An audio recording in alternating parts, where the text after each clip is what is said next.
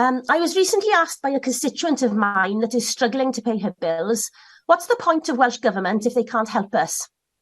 It's a valid question, because what good is devolution if we're powerless to protect, at the very least, our most vulnerable citizens?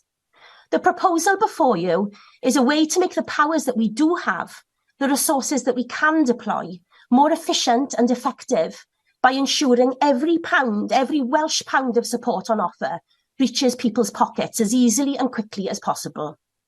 The deficiencies, disparities, and during the last decade of Tory Westminster rule, downright cruelty which characterises the UK welfare system has caused hardship for tens of thousands of Welsh people and has seen the Welsh Government forced to step in where Westminster has failed Wales.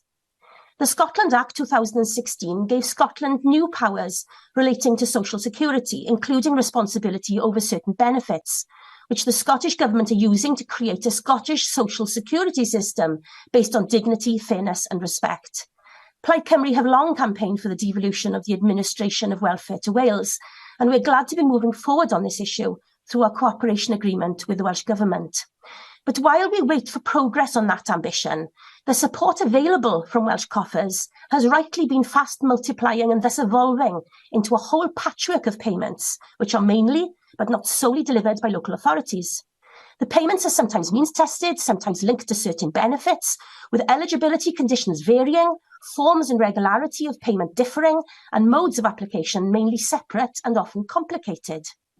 And support isn't support if you don't know it's there or are unable to access it. The latest survey by Children in Wales included this view from one practitioner who works with children and families. It is not enough to say people lack information about their entitlements. Many of the vulnerable people I see would not be able to navigate this complex system without a lot of ongoing support. We should bear that in mind while noting that fewer than half of eligible households made an application for the first round of the Winter Fuel Support Scheme. Organisations such as Homestart Cymru, who work across 18 local authorities supporting families and children, agree the situation needs to be improved and simplified. The Minister has spoken about the work going into creating a charter for delivering these payments, and I welcome the fact research is being undertaken by Policy and Practice, funded by multiple organisations, to look how a common approach can be achieved, which would result in that no wrong door approach, which we know is so vital and effective. My argument here is that a charter, which is essentially guidance, won't cut it. It won't avoid a postcode lottery. It won't avoid those holes in that crucial safety net. We need a firm statutory footing for a rights-based system that will ensure a coherence and effectiveness and allow people to apply for all the support they are entitled to in one place.